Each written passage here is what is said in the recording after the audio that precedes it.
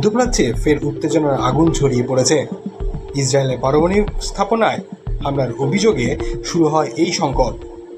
এরই জবাবে ইরান একযোগে শতাধিক ক্ষেপণাস্ত্র ও ড্রোন হামলা চালিয়েছে ইসরায়েলের বিভিন্ন শহরে। তেল আবিব, জেরুজালেম সহ বেশ কয়েকটি এলাকায় বিস্ফোরণের শব্দে আকাশ কেঁপে ওঠে। নিহত ও আহতের সংখ্যা বাড়ছে প্রতি ঘন্টায়। ইরানের সর্বোচ্চ নেতা আয়াতুল্লাহ খামেনি এই হামলাকে প্রতিশোধের শুরু বলে উল্লেখ করেছেন।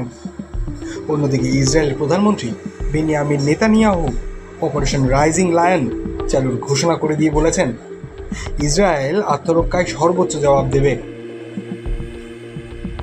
এই সংঘাতে ইতিমধ্যে প্রাণ হারিয়েছেন ইরানের বেশ কয়েকজন উচ্চপদস্থ সেনা কর্মকর্তা ও পরমাণু বিজ্ঞানী। ইসরায়েলও ক্ষয়ক্ষতির খবর মিলছে, যদিও সরকারিভাবে তা নিশ্চিত করা হয়নি। আন্তর্জাতিকভাবে এই পরিস্থিতি নিয়ে চরম উদ্বেগ ছড়িয়েছে।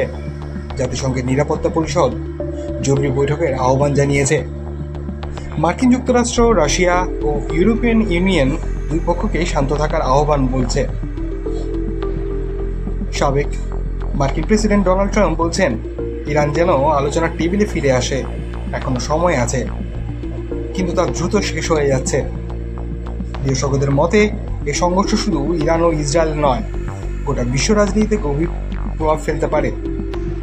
পরবর্তী পদক্ষেপ কী হবে, এখন গোটা দুনিয়া তাকিয়ে আছে সেই দিকেই।